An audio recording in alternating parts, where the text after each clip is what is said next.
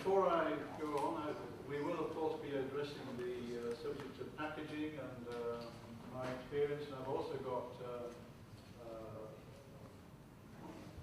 changes in packaging and what has been done in packaging and my experience, of course. So we'll be talking about that a little bit later on. So just let me go here. Again, this is a new way. We're now talking, of course, about a market. We saw Morrison's at high volume. We saw Whole Foods at volume. So all the retailing concepts, this is high end, of course, for people who've got probably a little bit more money than anybody, but again, an immensely successful concept. And through their store design, they have created a myth about their whole business. And this is a really wow effect. And when you see it, and you don't see a lot of merchandise giving up all their space, but from the design point of view, but enjoying a lot of customer traffic and a high customer spend. And so people going in there tend to buy quite a lot.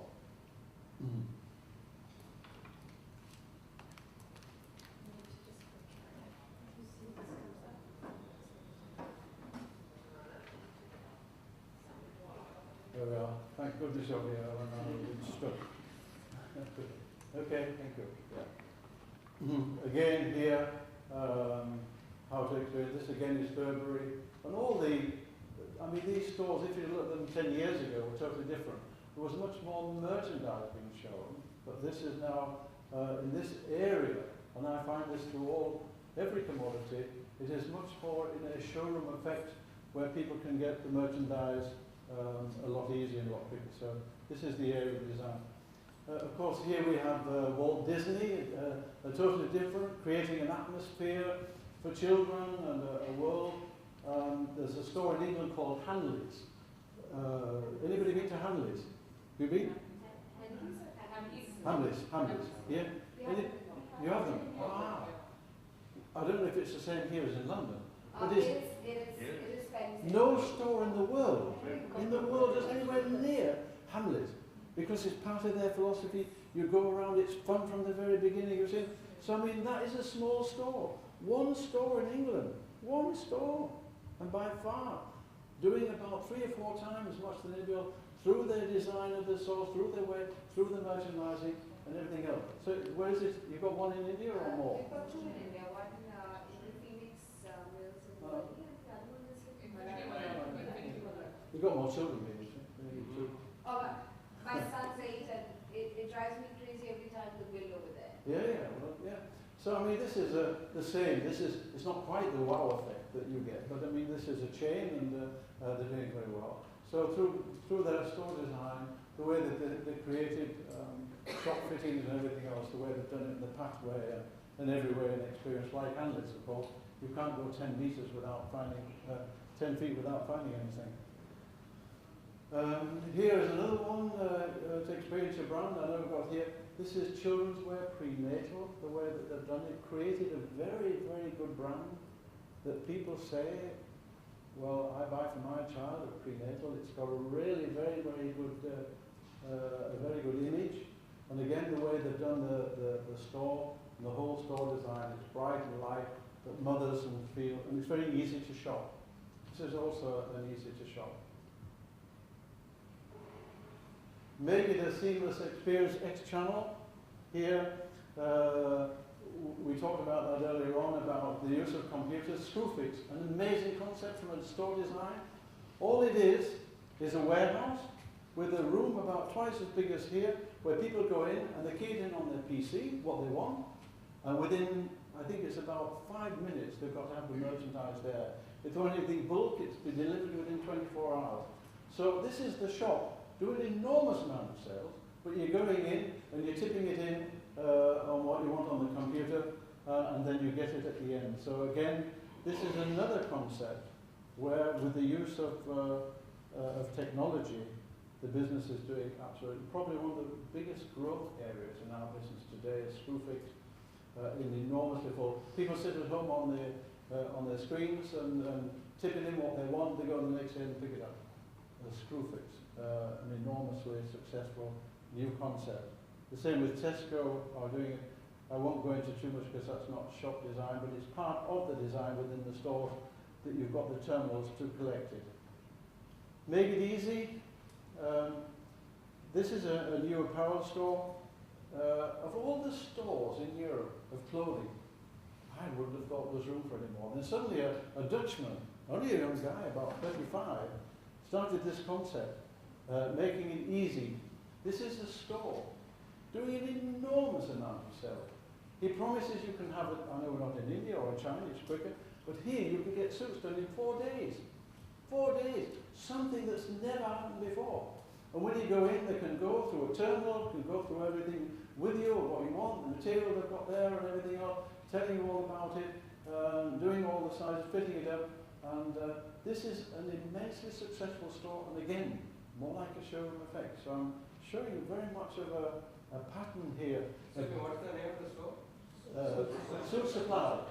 If you look on the internet, yes, YouTube, there's a very good thing on YouTube.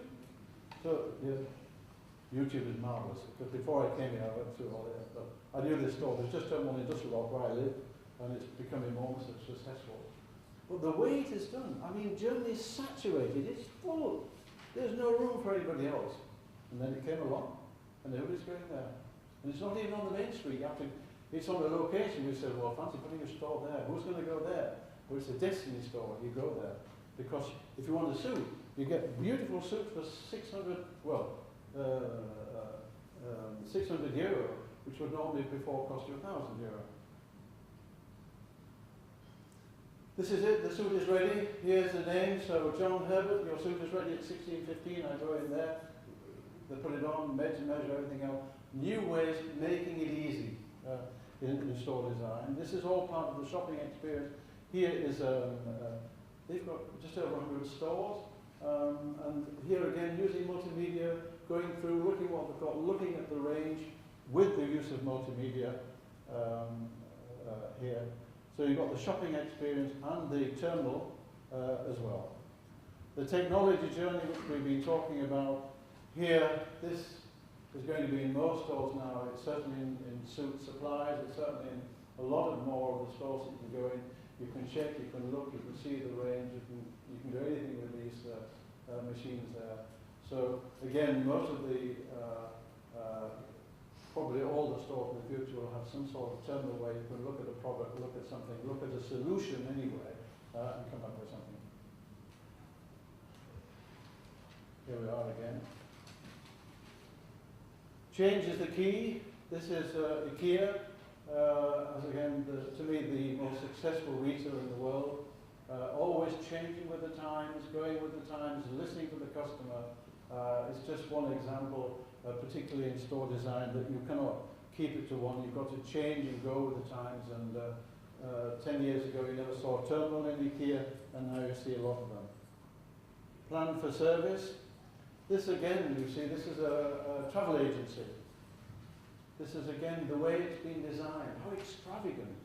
What an image, what a myth that people now, when they go in and book a travel agency, you have to be a bit careful. You book a holiday and you didn't know where you'd be going, but this suddenly has been created in such a way that you feel confident.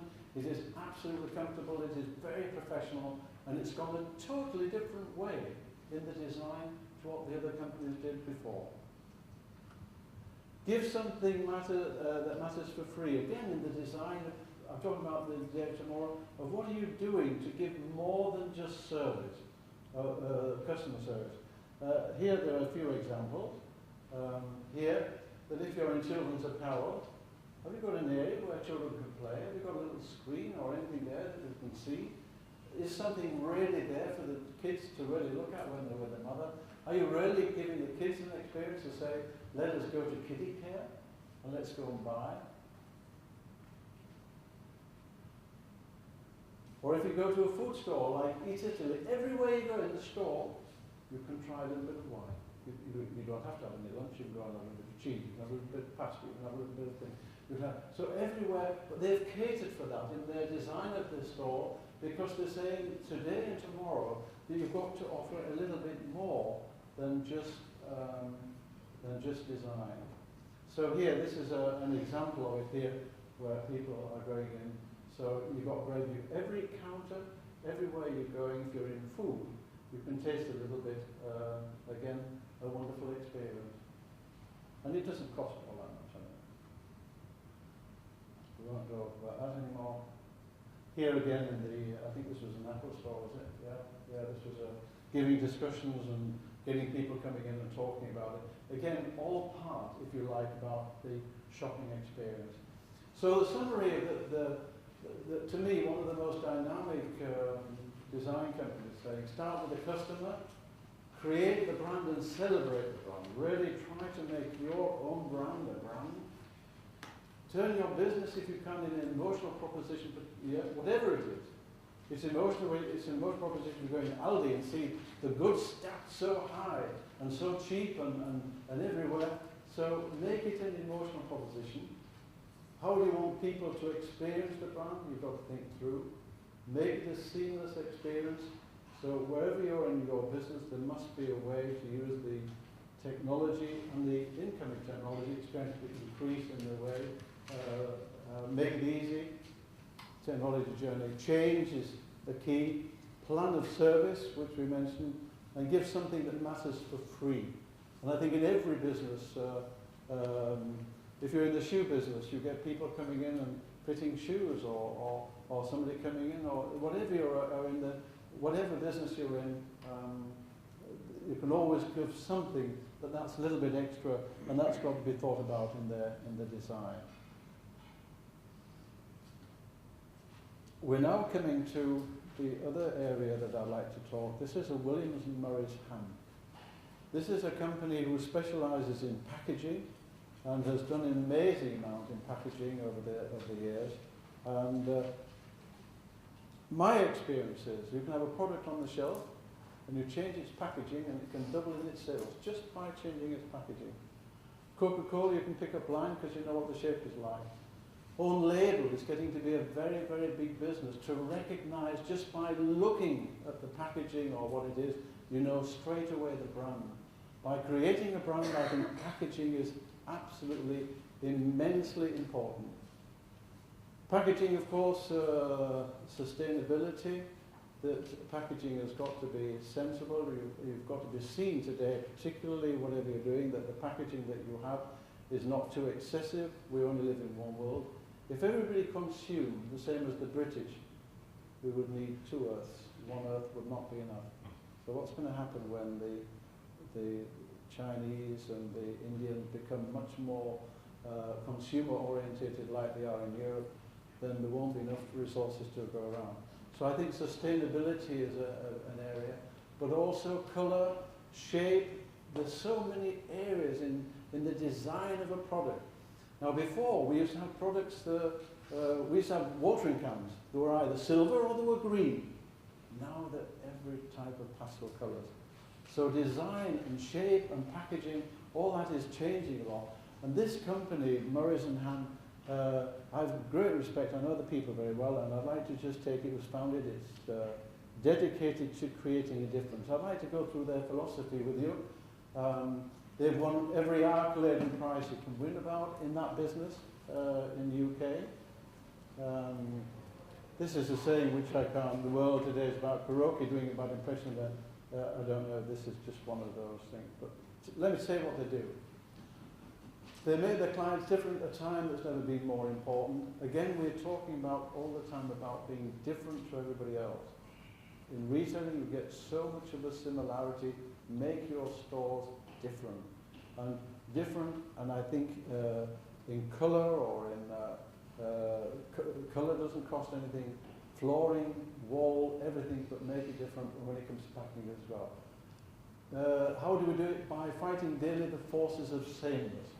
And I think this is the message when it comes to design of products or packaging. Fight the forces of sameness. We are the enemy of the unremarkable. They're nice words, but they've transformed it, and I'll show you in a moment how they have transformed it. They make clients' brands different. And again, I've seen in Europe areas where people have got their own label, and they've got such a way of packaging and their brand and their colour and their shape that these are instantly recognizable and they're so much different from everything else. There is so much of a sameness in a bottle. And I don't know, we've got, in the UK now, we've got water, like you have here, in plastic and everything. And then somebody comes out with the most beautiful shaped bottle. And it's selling like hotcakes to those people. It's a bit posh, but there is a demand for that. Just by changing the packaging, they increase their sales 2 or 3 times. So this is what these people have been doing. Creating a difference has never been more important today because of the technology that I've mentioned. There's a declining brand loyalty. I would not quite go along. I think strong brands like Nike, like all the others, are going to be stronger, but I think that brand loyalty, particularly in retail organisations, can be very, very, very strong, and I know very strong retail brands.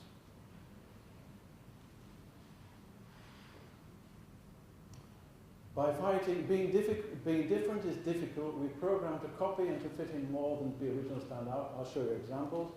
We root out sameness, replacing it with difference, which we enshrine in all our work.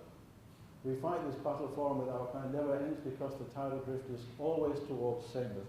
So I think the message I keep thumping over today is being different from anything else.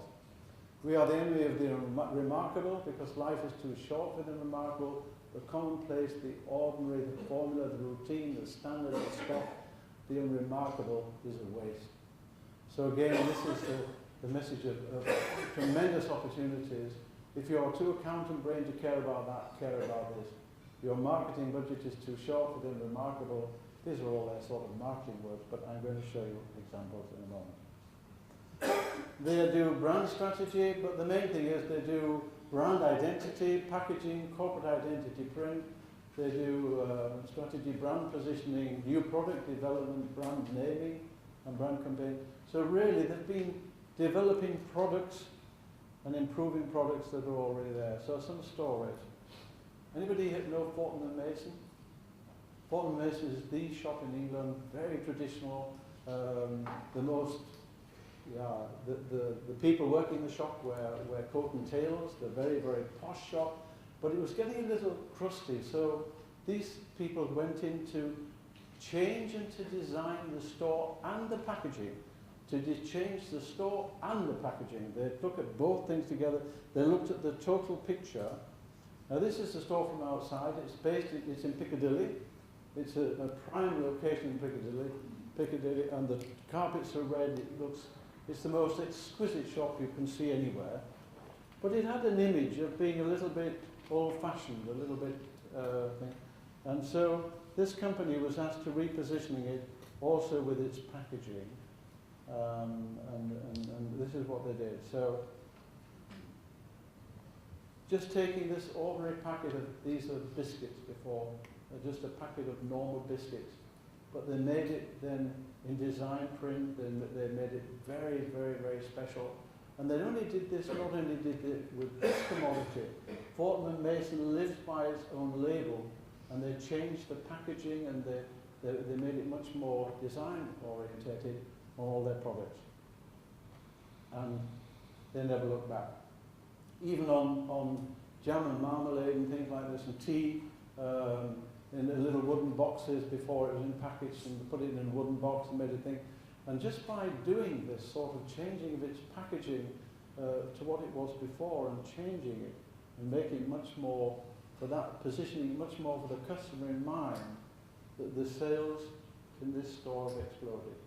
They're selling far more than we ever saw before because they looked not only at the store design and the layout, but they looked at the thing. Now this is tea, the way they pack their tea. And now when you go in, you can buy packages of tea. So really they looked at their customer, they looked at what sort of customer, and they designed their packaging towards that consumer in this particular store, which is a market store. And again, I took a group of people over from Germany. In fact, I took people many times to England. We always go to Fortnum & Mason. And I must say, since they changed the packaging, people tend to buy more. I've seen that. Because they don't only just buy it for themselves, they take it home to give to presents, to give to people and everything else. So again, by changing the form of of this packaging is being quite successful. They changed the inside of the store. Again, it was more of a showroom. They brought the more showroom effect into the store. So again, less merchandise, more sales. Less merchandise in this area and more sales. Jamie Oliver, you've all heard of Jamie Oliver, I suppose. Yeah? Again, the way he has done his store, and this is his store in the UK, and it is just unbelievable from a store design and the way it is done. Everything is geared to the kitchen, and when you walk into that store, again, this is a Jamie Oliver store which they did, and they did all the packaging and all their own label and all the other things there to put the whole concept together. And this again is a phenomenal success story of how to change. Again, you probably can't see it, but again, the way that they've done all these things is so much different. Where the shape, the size, the packaging, the whole area, they went a different way, and as I said, they enjoy it in this area very, very high sales. Do you have Jamie Oliver here? No. Not yet. Not yet. I think that's the answer. Not yet. He has Everything a I say restaurant is in not Dubai. yet. He has a restaurant in Dubai, and Yeah. some of his merchandise is sold in the big supermarket. Like Spinnis is a big chain, and also Carrefour that comes from France. So, yeah. Okay. This again is showing you the store and the way. And so the whole store has been designed by these people. Not only the store, the fittings, but all the cups, everything. The whole area has been designed from A to Z, and I think they've done an extremely good job. Yes, very simple, very simple, but how effective, Just these are creative ideas. These are wonderful little gems of ideas that, if you've got a kitchen shop, the way they've done, I think that is just absolutely superb. Yeah, just a very small feature, a small thing with a very, very, very impact. Okay. This is when they were doing a store refurnishing again. But what an appeal, what an advert for all those people going by in the buses and everything, doing a refit. So if you're doing a refit, look what they've done there to create that refit effect. Yeah, didn't cost a lot of money, not a lot of money, but created a wonderful effect. And there's another one here where the packaging has changed. It was old-fashioned. They put this packaging of Percol in coffee, and they changed the packaging and did it. And again, it was. It went very, very well. Packaging is a very serious, I don't know if it is here, but it's a very big issue in Germany at the moment because of the recyclability. Do you have that here as well? And the problems of paint and all these things. That it is a very, very major topic in the UK to make sure, and in Europe to make sure you have the right packaging. This is another one, another example of what they did of a whiskey, yeah, which was selling okay, but then they put it like that, yeah, give it a totally different packaging. So I think there's two areas here: is packaging of how you make a bottle of whiskey. So this was in the carton, and you have this little slit here that you should show the whiskey. Yeah, just a simple thing, but they just changed the packaging, and the sales went sky high.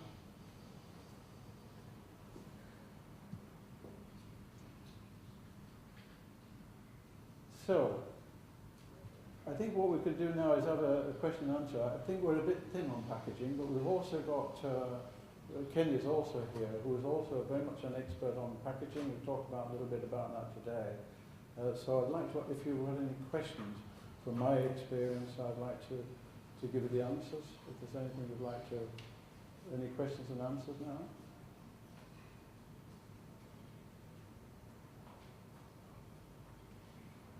Anything we've not covered where you felt that we should be a little bit more depth in the... Yes, yeah, So, there is, we are starting a new business. yes. So, morning session was visual merchandising and store design. Yes. And now it is packaging. Where do we start?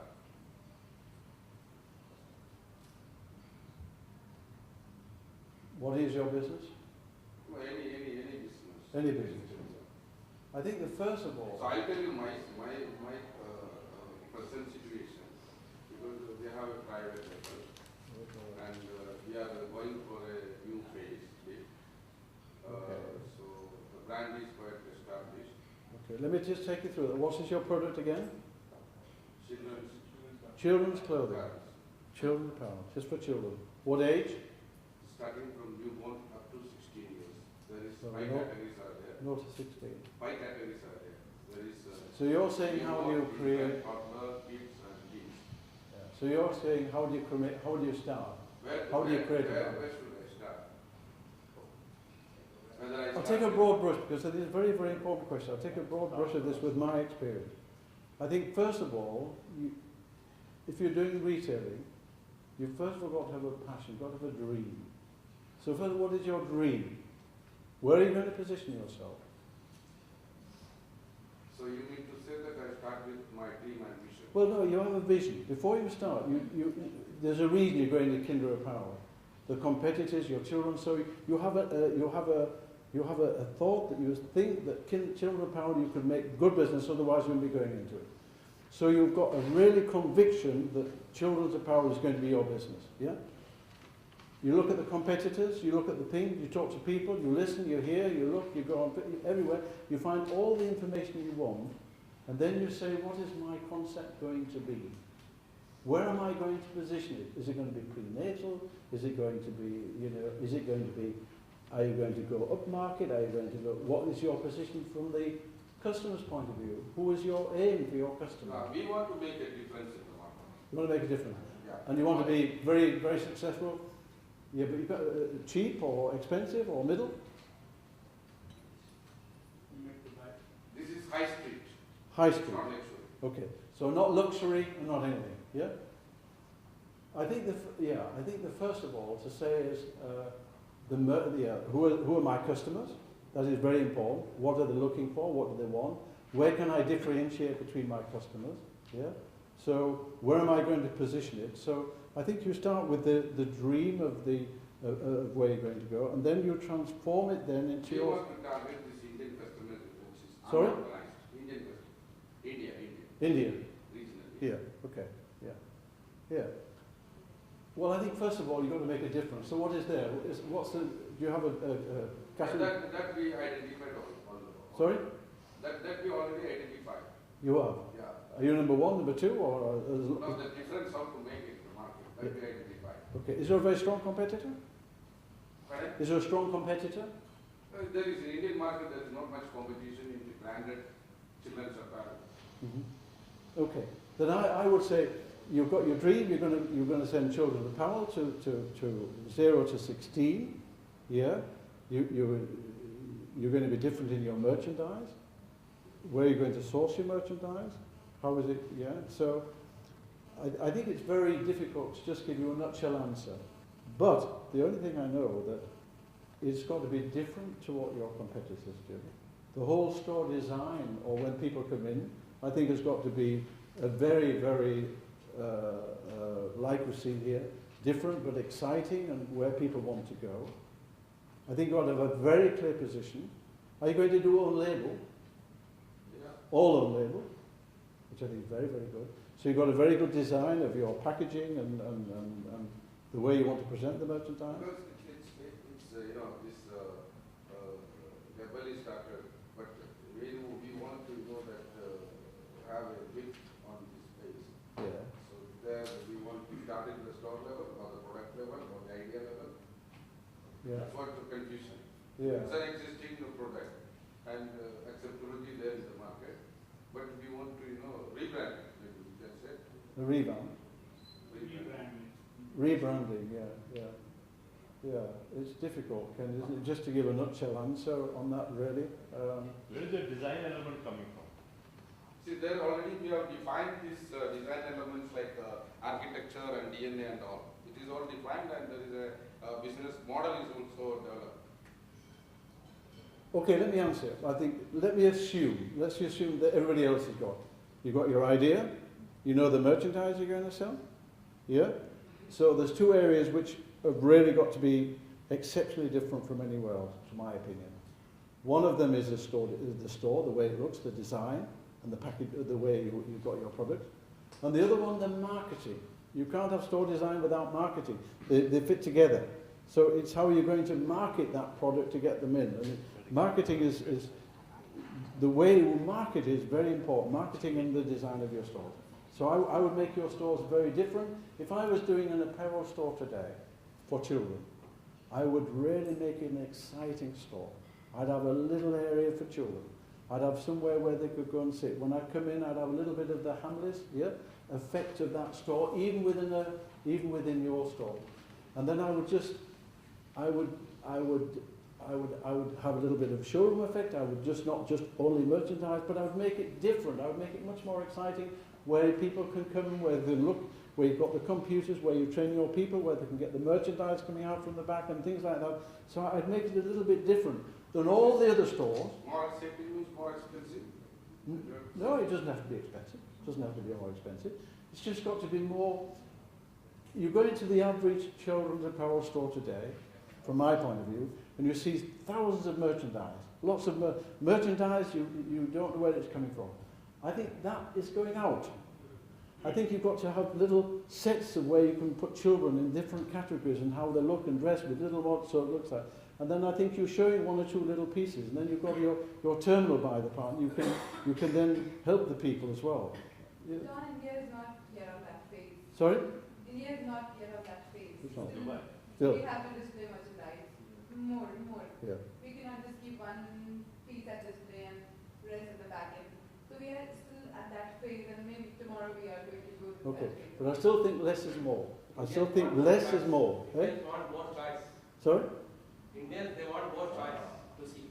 Yeah. For now, John, for now, but maybe tomorrow, maybe after a year. Yeah, So you go to that phase. Okay. Let me just sidestep, because somebody asked me a question outside. I've been talking about cultural differences or about multi-companies. Let me say this in retailing, that from my experience, I'll give you an experience about retailing, and it then goes on to design and everything else. When I was in America, they used to say, I used to visit a store, 120,000 square feet, and there was about 200 people working, and they said, ladies and gentlemen, here is the president of the west coast of the United States. And I used to walk in, they always used to clap me. So I got in the middle of the store, and I went, give me H, give me no, O, M, E, Home Depot. What are we going to do? We're going to kick Lord's butt. And they all started doing a little Indian dance. Walmart came to Germany, and they wanted to do the same. And the Germans thought they were crazy. I managed a company for 17 years in Germany, and all my management called me Mr. Herbert, Herr Herbert, they called me. And I called them Herr Muller because this is the way we did it. Walmart came in and it was John and Bill and Frank, and the people felt uncomfortable. The short story is Walmart lost $1 billion US dollars and left. So the reason I tell this little story is that you must never ignore cultural differences, ever. Because the way people think, the way people are, the different upbringings, and particularly in retailing, that's why I can only give you my experience, that things are so different. So not everything, IKEA's going to come here. Phenomenal Express everywhere. I don't know anywhere where IKEA's failed. I don't think it'll fail in India. But you never know, because the things are very different in there. So coming back to what you're saying, I think this thousands of merchandise, those days have gone by. I think that if, even in India today, I'm sure, are not people using technology a little bit more? I mean, more and more, and the younger people. That's what I'm telling you, that maybe after 2 years, Yeah. we'll go to that phase. And going that phase, but not as yet, yeah. Yeah. Yeah, although I would give you a challenge. If you're going to come to the marketplace and create a new benchmark, Yeah. I think I would create the benchmark so high that everyone will be also be afraid of copying you because they should not figure out how to do it. And that's sort of the difference between differentiation and distinction. If you were coming in and there was a leader in the market, it would be a different story. But if you're gonna create new leadership in the market, I think whatever your concept is, it has to be done so well and so progressive that everybody else basically feels that there's no reason to copy you because they can't catch up to you. So you should not be just a little better than the market. You should be extremely better than the market. Extremely better. What you're saying is try to create the project distancing. Yes, yeah, that creates space, not just better, but space between the existing market and the market we're going to create. I'm going to answer that question a bit more clearly now, but yeah. Do you need a product differentiation as well as a store and design differentiation, or the product would be the same and you still can win on the store design? I think products today are nearly all the same, Correct. but the packaging is different. So The marketing is different. The packaging and marketing. Packaging and marketing is different. The product So being they're all the different, same, yeah, but yeah. still do Yeah. it. Now let me answer your question the way from my experience. Yeah. About the dream and what it was. I took over a company which I was 17 years at, and it was a company called Knauber, and it was all right, but I came in with a lot more experience, and I worked at Sainsbury's, so I'd learnt about retail is detail and care for the employee, care for the thing. I'd worked for the Home Depot. I'd seen the aggressiveness of everything else. And I came in and I had a vision of how I wanted that store to be. It had to be exciting. I had 1,200 people and I knew every single one by name. Copy that. You can't copy it here. You can only copy it there. So it was a philosophy of saying, I'd been in the army. I was a soldier. I was a lance corporal. And I was a major.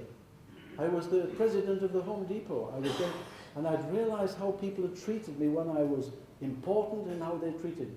And I said, everybody by my staff are going to be important.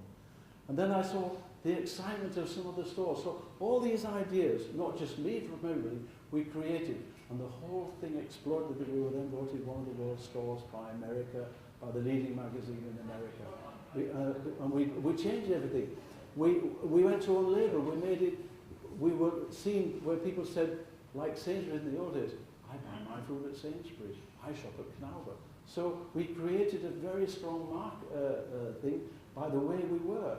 We informed our people were miles ahead than anybody else because we treated them with respect. We trained them all the time.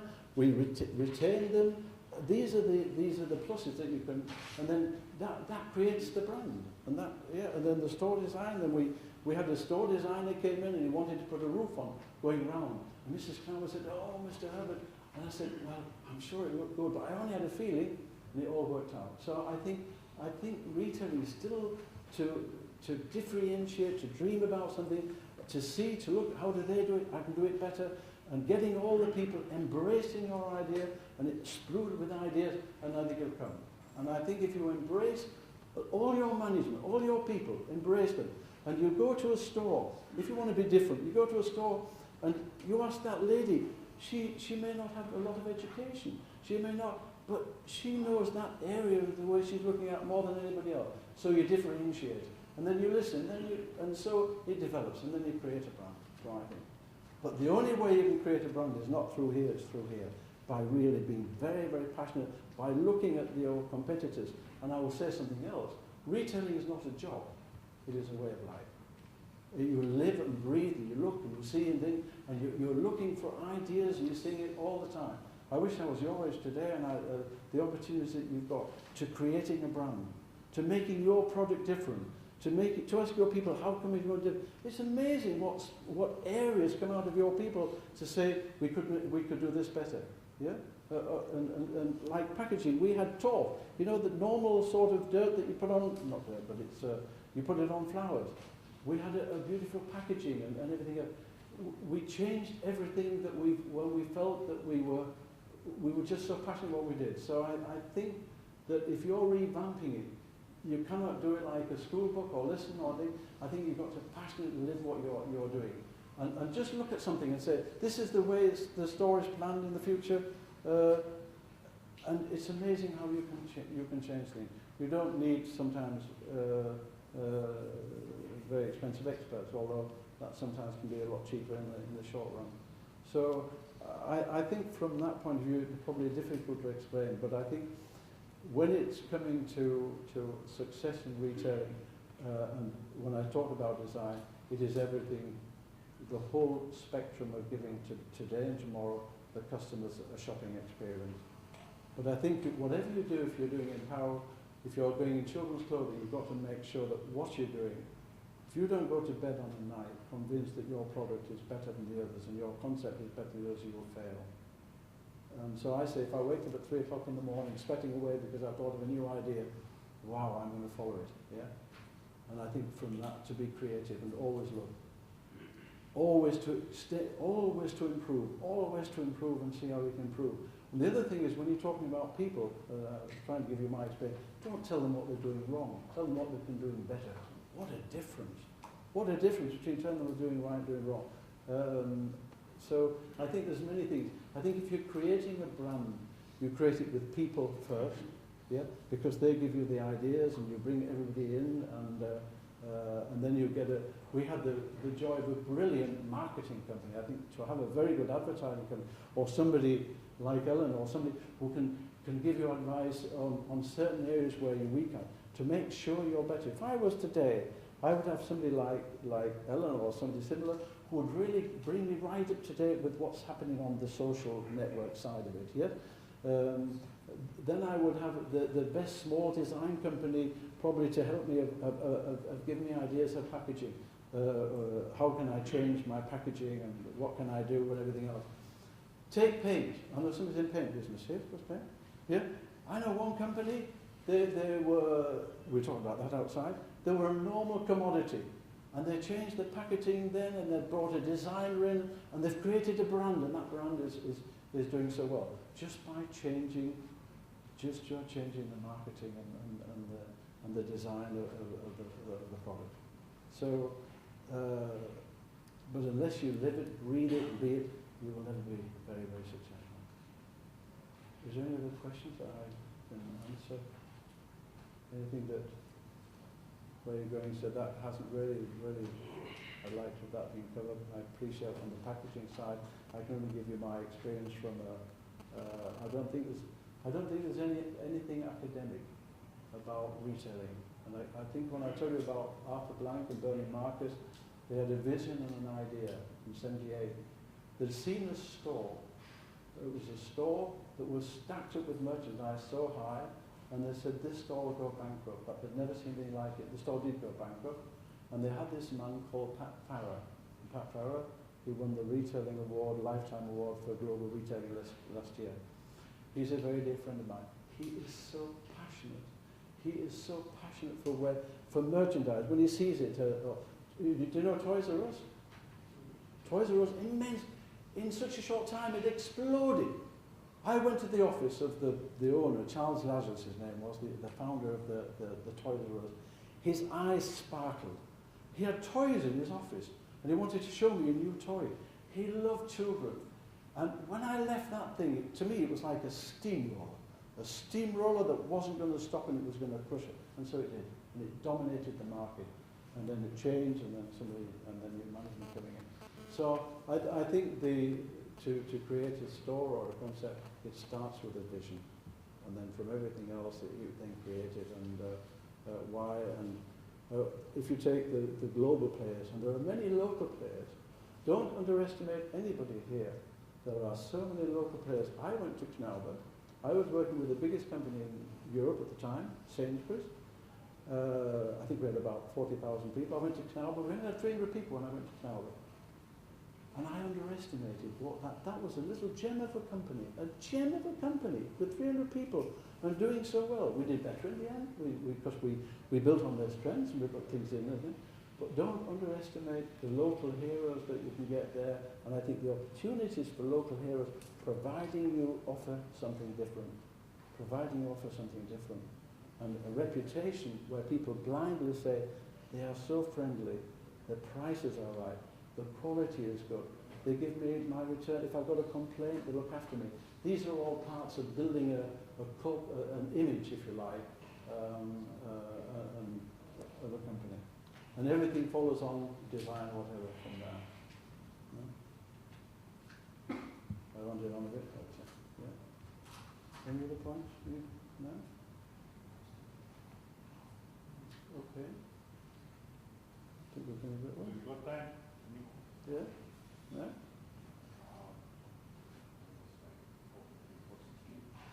Hmm? John, tell me one thing. How do we position a brand in any market, suppose in India? If I want to bring any brand from outside country and I want to position it. So that's if you want to. What is the proper exercise to positioning on a brand? Anywhere. What key things should we consider for the positioning of the brand, for the pricing? Yeah, I think for positioning of a brand, you've got to certainly know who your customers are going to be. The position of a brand is knowing what segment. I think that you can't Burberry's can't please everybody. They're going to please at all. Aldi are going to please somebody else. So I think it's really looking at what your segment is, the people you want to do, studying those people, finding out what those people want, really listening to what they want, and then giving them what they want. I think that's basically. Ken, could you add on that? Am I going to compare myself with other players in the market Yeah. and then position my brand? Oh yes, I think And so. then again pricing my products as per that? Yeah. I'd make it much more simple than that. You've seen the market and you want to position your brand. You look at it and you have your own ideas what you want to do from all your experience. And if you have a really excellent feeling, if you really are fully, then you can follow it. But if you're in doubt and I've always felt when I did anything, I knew from the beginning that when I did it, that I had an extreme, not you, but I had an extremely good feeling it was going to work out. Yeah. And then so, what business are you in? I work with a jeans company. Jeans. Jeans. There's a jeans company in Sweden, yeah? And it's called Tiger Jeans. Phenomenal. This is a story for you, and this packaging as well. Look at Tiger Jeans. We had the man speaking at a World Congress last year. He's the most unusual man you've ever seen. He swears like a trooper, which I don't think is a good thing, but he does. But he followed a dream of Tiger Jeans, and he's now number 3 in the world by what he followed and what he did. And he came on in his jeans, and I thought they were baggy, and his pants were up, and and a little bit of a cut in them, but they're so successful. And he created a brand within 2 or 3 years. If you're in jeans, look at Tiger Jeans, Tiger of Sweden. And they had a brilliant idea, and their marketing is, look at YouTube. Yeah, look at YouTube. If you have any doubt, look at YouTube. Look at YouTube. And he created a brand in an astonishingly short of time. And the sales went right through the roof. But he did it with a marketing campaign. He changed I think he changed the labels, he changed the brand, he changed one. But then he did it through a marketing instrument which was fantastic. And look at it in there. So you should look at it as well. How he created that brand, Tiger Jeans. Yeah. What is the packaging story of Tiger Jeans? What is the packaging story of Tiger Jeans? The packaging. The packaging story. Did they change the packaging? What is it? Do Uh, you have videos of it? Yeah, they were not doing very well. This chap went there, and then he had a dream of how it should be, and they changed the design, they changed the packaging and design, they changed the marketing, and it exploded. But if you like, I'll give you my card, and I'll send you the copy of Tiger Jeans, how they did it, yeah, and how they made it a real strong, and it exploded, yeah. Design of all the stores should be uniform, or it should be different from one store to another? No, I'm a great believer in. I think if you're doing a chain, you can't deviate. Yeah, it's like a franchise; it's got to be strong. I think if you're doing a chain, it's got to be instantly recognizable. So, and I think it's easy to roll out. When I was with the Home Depot, we were rolling out stores every 44 hours. A 10,000 square meter store every 44 hours for 3 years. Till we were about 4,000 stores. So, but they've got to be, if you're in a chain, once you do it, once you've got, I think democracy is very good, You bring all the input from all your management in what they want. Once you've made it, you've made the decision, and then you roll it out. And then, of course, you keep airing what's not going well, what's doing well. But I would keep a very strong uniformity for cost and for discipline and for image, of course. And yeah. Share some ideas how to develop an emotional connect in terms of newborn apparel and the kids apparel market. How to develop the emotional connect. You know, what are the various ways and means of well, developing an emotional connect? I'm a great believer. In fact, the only believer of really, if your store is right, and you've got your own individuality, the marketing is the most important instrument you can have. Example, Hornbach in Germany is the #1 store in England. In Germany, for sales, for profit, and all it has is everyday low prices. But it had an advertising campaign. Again, look in YouTube for Hornbach. For anybody in marketing or anybody, look at Hornbach. And they had the most unusual advertising ever. And it has become a cult. It is a cult. Now, because of the way they've done the marketing. Totally different. There's one chap came and he went on his motorbike, went up in the air and landed on the roof of Hornbach. And he fell down and everything else. Everybody clapped and people were shocked. And there was another man and look at the advertising. But he went in a different way. It was not it wasn't the same as what everybody else is doing. He went in a different way to marketing. And when I look at the advertising today and see how everybody's doing the same or the sameness, or sometimes, or you put on the radio, come with us at 10% to 15% off, it's like throwing the money away, I think, sometimes. It's not always easy to get an answer, but certainly Tiger Jeans and Hornbach, they changed their whole image a little bit in their product, but more on their advertising. But the advertising had to fit, of course, what you say what people have got to find. And creating a retail brand today is, I think, the biggest challenge for all managers. The retail brand is the key today, like we've seen. Yeah. Then how does one reposition? I mean, you took the example of Burberry. They started off as a French coat maker. They went now they're more to ladies, aren't they? Yeah. Which company? Burberry. Burberry. Yeah. Yeah. I think the first of all is that in this case of Burberry's, and I know the story very well because I met the lady who did it. Yeah. What she first did, she thought the first thing she did was bring in new designers. Because she felt the products were not right. It's like Marks and Spencer's lost the way. So she got new designers and repositioned more of a younger thing. Then she repositioned the stores. Then she repositioned their advertising. And all these things came together. But they had to change the product, and they had to change the product, they had to change the presentation, they had to change the other. And you know, the other thing is that I think is a key, that if you're in that business, that if you're in the apparel business, or if you're in the sports business, you've got to have sporty looking people. If you're in the apparel business, you've got to have people, I think the people have got to fit the commodity. Now, I've been told I discriminate, yeah?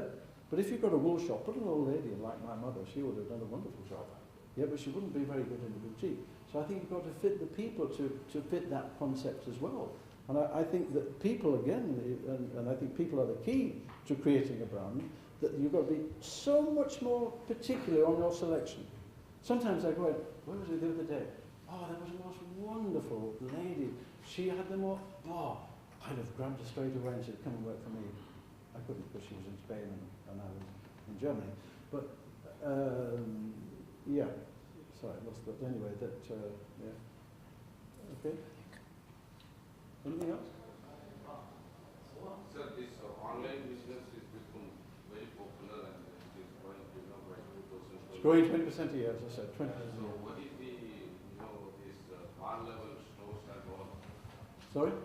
These stores, it's not necessary, that once this online business becomes The selling space is going to go down and the other's going up. That's a fact. How we face that challenge? How we are going to face that challenge? I think Is first, there any new trend is there in the? yeah, I think to make sure that what you're doing is to make sure in your stores that you've got this that you've got the facilities for online and that you're using this geotechnical. I think anybody in business today has got to use this new media, whether they're iPads or whatever they are. Yeah, you've got to keep up with that new media, and you've got to plan it in your design of stores, and you've got to make sure that your people are geared up for that as well. You know, just kind of too, I think with the children's business, we saw examples of this earlier, is the smartest people in technology are the youngest people in the room. Yeah, And I see 1-year-olds and 2-year-olds with their parents' iPhones, Yeah. you know, entertaining themselves. And so if you have a children's concept, you may find out that it's not the parents that use the technology, it's the children that use it. We saw that now, and Yeah. went straight on the thing and put it right. Well, but now they're being trained already from the touch screen to the iPad to the games, and this is what they do.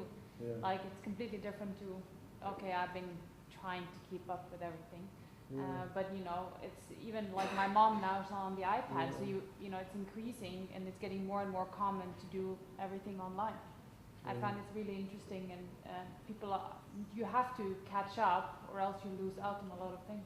There's a YouTube video of, that took a bunch of 2-year-olds, and they walk up into the room, they all walk up to the television screen and go like this on the television screen. Because they're so acclimated to think of that as an interface. So, yeah. And I think basically creating a brand, I think coming back to what I said, you create it by the atmosphere. And I'm coming back to the successful concept. Every successful concept I know, let's just go through them again. Home Depot, number one. Home Depot, enormously successful. Have you heard of Home Depot? Home Depot are the number one in our business. They have got sales of $70 billion. They're the number one.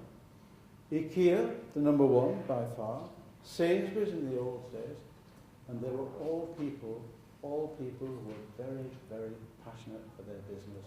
They lived and breathed, and they created with their people such an atmosphere that it was just like a steamroller, involving all the people in so many, and just infecting everybody. Everybody, when I was at Sainsbury's back in 1977, they were the elite company of Europe. And the management, I felt, every morning used to have a bath. And when they were out of the bath, they went in the shower just to make sure they were clean. And it sounds silly, but it was ingrained on the highest possible standards that everybody by Sainsbury's thought and felt they were better and more trained than anybody else. And it was an unbeatable force in those days. It was like the Home Depot. I would stand in front of a train. I've got orange blood. I'm there. I'm Bill. I'm there to help you. And they infected. If you can infect every person in your business, all your people, and really recognise everybody, I think it's an amazing, amazing energy. John, the president of Lowe's, their biggest competitor, has an orange doormat outside his office. And so whenever he walks into his office, he wipes his feet on an orange piece of carpet. Really? Not only it affects the Home Depot culture, their competitor was infected by their culture. I haven't heard that. I've not heard that one. Yeah. Okay. So what sort of, what's the word? Why do brands change their logo? You know, Reebok did it a couple of years ago, Adidas did it some years ago, and yet there are certain brands who never touch their logo. Yeah, I know. We had one, it's Nivea. Do you know Nivea? Yeah. The new CEO changed the brand. And he changed it back again because it was a failure. I think brands have got to be changed, but very slightly. The people don't know they're being changed.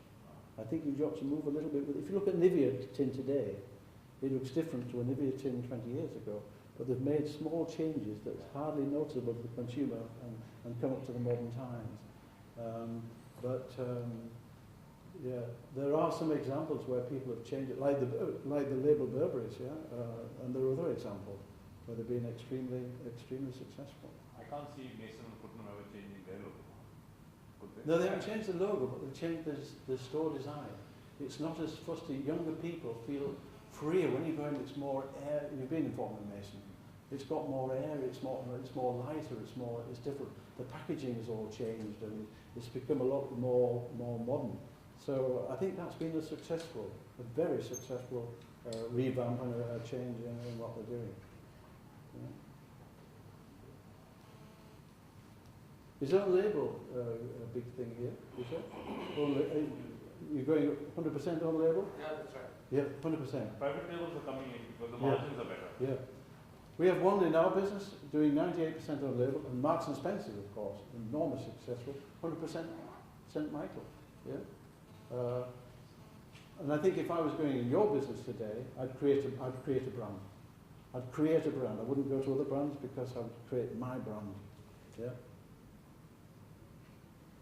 Uniform, also part of design. What just simple thing. Look at Home Depot, little thing out there, cheap but most effective. I don't think people put enough thought into that sort of design. The whole corporate identity of a store, the whole corporate identity, layout, colour, uniforms, the way everything should be a very, very strict corporate identity. Yeah. This is your business, the apparel business? It's your business? Yeah? Yeah, okay. Yes, you're saying the store design to be made unique and Different. different, which makes the customer excited. Yeah. So to keep this excitement alive for long, how often we should change the designs? Constant. I don't think you can't set a time. I think constantly listen. Constantly, if you get no matter where it comes, if you hear of an improvement, you improve it. You improve it. I don't think you should change. Sorry? Who is coming to your store regularly will get bored of it. You get what? He doesn't have the same excitement